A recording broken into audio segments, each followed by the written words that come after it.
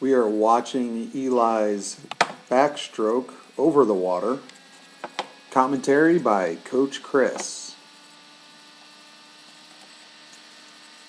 Well, the first thing we're going to do is let this video play so we can take a look.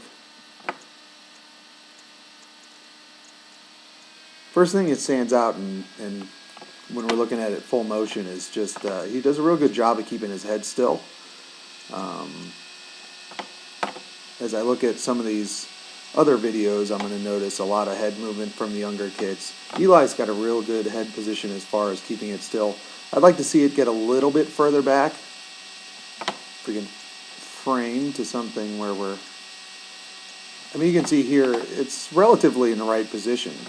His head's back, water's about mid-cap. See if we can find one where he's coming right by us. A little high on the breakout, but that's typical for kids. And then when he gets going, just a little bit high. You can see that water line is edging towards the back of his head. I kind of like it at the middle of the crown. What that does is it lifts the chin up a little bit, opens up the throat, makes breathing easier, and just really helps relax those shoulder muscles to help them turn over and allow them to get more power. But the big thing I like is the stillness. He does a real good job of keeping the head still. And in backstroke, that's really important because when he's a lot of younger kids his age are going to be looking around. So head position is definitely a plus on Eli. Just get it back a little bit more. I mean, here, this is fairly good right here. This is a great view. You can see the water lines right about mid-cap. So most times his head is in pretty optimal position. Just got to work on making sure he keeps it out. Keeps it back, especially during those breakouts. We're going to frame forward from here. You can see he does lead with the shoulder out of the water. That's really, really good. If you look at his shoulder as it's coming out, he's leading the hand. The hand is just coming out after the shoulder. That's a really good lift. And he flattens the hand pretty early. He's already starting to rotate the arm. One thing Eli does is he doesn't quite get the pinky down. He doesn't roll the arm as he extends to the top of his recovery so that the pinky's leading into the water. That's an optimal position for the way our bodies, the way the muscles of our body are structured. So by keeping his hand flat, and he'll keep his hand flat on entry, you'll notice he'll bend that wrist pretty severely to get the fingertips in first. Which is just going to slow down that stroke rate, and it's going to cause him to slip the beginning of his pull. And here's where you see it rotating. We're thumb up right now. Now the top of the hand is leading. You can already see the fingers arching back. Right here, you can see the fingers arching back. Let's do like a little target thing there. If you look at his hand. Right there you can see the fingers. They're already bending and arching back. He needs to keep the hand in line with that forearm. He needs to keep the hand in line with the forearm and rotate it so that the pinky's leading in. That's optimal for that backstroke. And what it does is it causes the muscles to line up properly so that he can focus on power and getting into the next pull. Now here he's getting that pinky down. So he's trying to get the pinky down, but you can still see that severe bend. And you're going to see this in all his other other backstroke strokes too. You can see this. Here's his hand. There's the angle of his hand, and here's the angle of his forearm. So he's got this pretty severe bend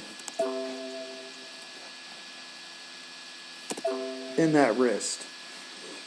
And it's just going to slow up that hand speed because he's twisting his arm in kind of an unnatural position. So it's going to put a lot of strain on those joints. And here his hand's getting in. He's trying to get the pinky down. So he has an understanding of what he's trying to do.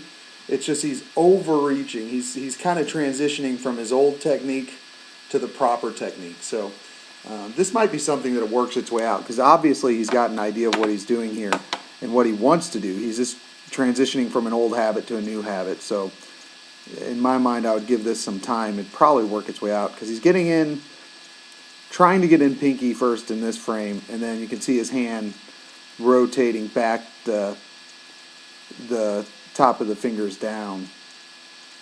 He's just having trouble finding it. So here's a great view of that shoulder roll. He does a real good job with that shoulder roll. Look at that lead with the shoulder. The hand is still in. Above water, I really like his lift. But you can see, even here, that bend of the hand. He's got to stop twisting his body in those weird... And again, as his hand comes over, his right arm, actually, he doesn't try to get the pinky down at all. So I'd say this stroke is his old habit. We get to the top, and it just fingertips back. You can see that really deep bend. There's his hand. There's his arm. I mean, he's just trying to bring the hand flat back into the water, and he needs to just focus on rotating the arm at the top. There's different positions you can do it, but I always recommend thumb out. Let's bring it back. So from here, we should go thumb out. So the thumb should be on top, not the back of the hand. You know, for the rise, it should be thumb up. And then once we get to the top here, we're going to rotate from the shoulder.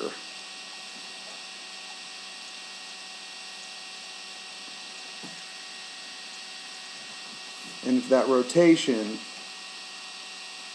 is going to get the pinky down. And then from the top of the stroke in, we're going pinky down. And that would be optimal for him. You know, thumb up on the rise. As you transition from the top of that rise, you just transition to that pinky down, rolling, rotating the arm, not from your wrist. Don't think about the wrist. Don't think about the elbow. Think about the shoulder joint. Turn the whole arm so that keeps it straight. Because you'll see a lot of younger athletes do that, where they don't rotate from the shoulder, they rotate from the wrist, and then they get a bent elbow, which is kind of the same problem as his wrist. It just puts unnatural pressure on all those joints and gets the body out of optimal alignment. So over the water, you see his left hand turning. So right hand, has the right idea. Left hand still old technique. So he is transitioning. He just has to focus a little bit harder. And we do drills. We do a lot of drills where we work on that. So it's something to keep him working on. I think time will solve this, so long as he keeps drilling and keeps focused on it. But it'll make a big difference in his backstroke, because he's got a really good head position, really still head position. I enjoy that. There's his turn. Eli has a habit of over swimming all his turns. You can see there is no space between him and the wall. So just something he has to get more better at, this approach to the wall. A lot of little kids, including Eli, are inconsistent. He has to start trying to land his hands in the exact same spot every time. You know, this stroke right here is where he should already flipped. Not flipped, but rolled onto his stomach. That last stroke right there should have been a freestyle pull. Instead, he's jamming the wall just way too close. We'll get a better view of that underwater. Classic. I hate to pick on the boys, but boys tend to do this more. Classic double arm backstroke. This is completely improper.